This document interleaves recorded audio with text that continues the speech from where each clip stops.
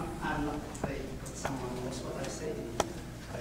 But I don't like one day that someone would tell me, on that day you said that small sentence, and that person was not aware, or he didn't pick up all other sentences that we were talking about. Something being pulled out of context? Yeah.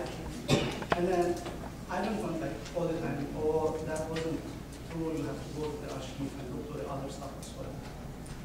You know, if they want to come and read the minutes, then that's fine. Okay.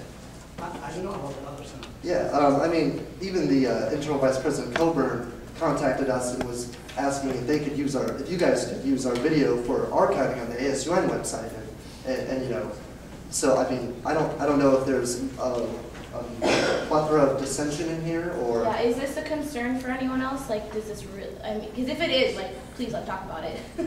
Because I guess I just don't really understand. I mean, and I guess we could bring more students in here, you know, that aren't involved with ASUN, and we could bring their say. I mean, I don't know how many people we could fit in the room, but yeah, go ahead. I'm for the videotaping. I just share lots of the same concerns that Senator Salome does too. It's that, I mean, all of our emails are public. I mean, anybody can email us through the ASUN office. They can get in touch with us. I think we all try and make a pretty concerted effort to be in touch with our colleges and make that available, or through the advisory boards. So it seems to me there's a lot of ways to get in touch with us. Additionally, as he mentioned, there's the minutes. The agenda is published a week in advance. So I mean, questions can easily be submitted that way. And I guess it's just a little questionable for me to have, you know, every single word that we say filmed, because I mean, like, I remember maybe 2 or 3 weeks ago we were debating a bill on recognizing LGBTQA week, month, whatever it was. And I know it was a pretty hot debate, and you could have taken one sentence, even from people that were on both sides of the issue, and it would have completely turned it around. And that's something that's, I know, extremely easily done. You can clip a YouTube video really easily. So that just makes me a little nervous. Whereas if it's in the minutes, it says these senators dissented. If you have further questions about it, I'd encourage you to talk to the senators about it. Okay, cool. Hold on, a quick point of information. Something that came up in what you were saying, Senator Boren. Our minute or our agenda comes out on Tuesday by 12th, so not a week in advance, the day before. And then there's nothing that has to do with anything with the minutes in our bylaws. So minutes are approved by week, and there's nothing that says that they have to be done at any particular time. And just by our bylaws, we try to do it more efficiently, but just wanted everybody to be clear on that point. And as far as the minutes go, we've been looking at ways of linking the videos to the minutes on the ASUN website. Unfortunately, I think the ASUN website is just kind of like one main website and doesn't have the URLs to specific locations. I know that's the case with the GLC web page.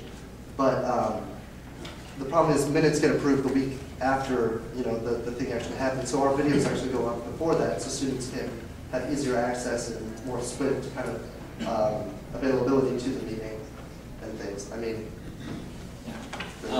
I'll just let you know you have about 2 more minutes. Sorry, I forgot to mention that 10 minutes. President Collins. Yes. I think that the idea of the organization is great, and you know, we're all about connecting and transparency and things like that. I'm just a little bit concerned with the Meet Your Representatives Day / week.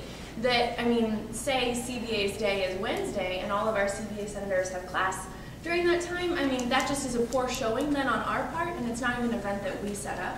And so I'm just a little bit concerned about what you're going to do then.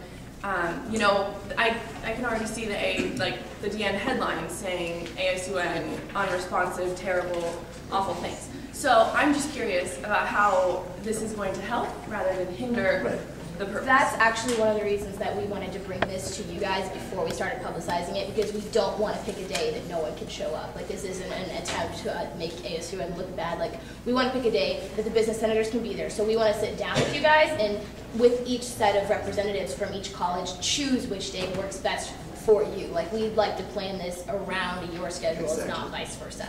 And yeah, under the when section of on the first page, it says, you know, we are definitely catering this to the senators and trying to, you know, if we get times from everybody that they're available, that they don't have class, that they, you know, aren't doing anything else, that we'll cater it around their schedule. So it's not just us saying, hey, show up. It's us saying, hey, can you show up and when, and we'll have everything ready for you.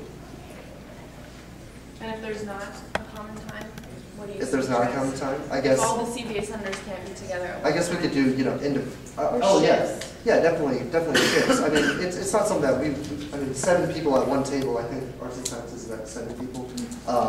You know, that seems a little extreme, but maybe like an advisory board member and 1 CBA member, if only 1 person could show up at that time. So we definitely work those things out. And if we need to push the date back as well to figure these things out, that's something too. This is all just tentative right now. So then are you asking us to tonight submit when people are available, or are you going to be contacting the senators individually? What does that timeline? Yeah, we could do it either way. We have contact information on the last page, which has email addresses for Zach, Emily, and myself. Also our group email address and our Facebook group, kind of link, I guess, Facebook and United. So if senators want us to contact them, we can definitely get the contact sheet and do that. And we'll contact you. That'll be a lot easier. So we'll just send out an email and take the initiative on that one. That way you guys don't have to have confusion about which direction it's all going. I'm guessing our time is almost up, so I just want to touch on 2 more things before we finish. We have 2 events that are forthcoming in the next month or so that we've planned. One is definitely cemented in on November 13th. We've organized a free concert outside the Union. It's kind of a music festival. It starts at 5 p.m. And that is basically just us promoting, again, one of the other pillars of our organization, student unity. All the bands playing at the show are students at the university. It's a chance to give them an open stage to showcase their talents, as well as a chance to give other students at the university a chance to enjoy their talents. And we're currently working on getting some food there as well. Yeah. So we'd really appreciate if you guys show up, even if you're just walking by and you're there for 5 minutes. So it'll be right outside on the fountain stage. And then to be decided is a free hot chocolate handout on a cold day that's coming up here probably in the next couple weeks. And our goal with that is, again, just to get in touch with students, and when we give them the hot chocolate, we're going to ask them a couple questions like, okay, hey, what are some things that you'd like to see changed at the university? What are you happy with? Like, just getting a little bit of like direct interaction type feedback. So those are the 2 hardcore plans that we have on the burners right now, in addition to Meet Your Representatives Day, which we will be contacting you to talk about later. So thank you very much for your time, and we will definitely address your concerns about videotaping and be in contact with you, because we don't want you to be uncomfortable. Like, that's the last thing that we're trying to achieve here. So, I mean, be friends, not enemies on this one. Thank you. Excellent, thanks. Thank you.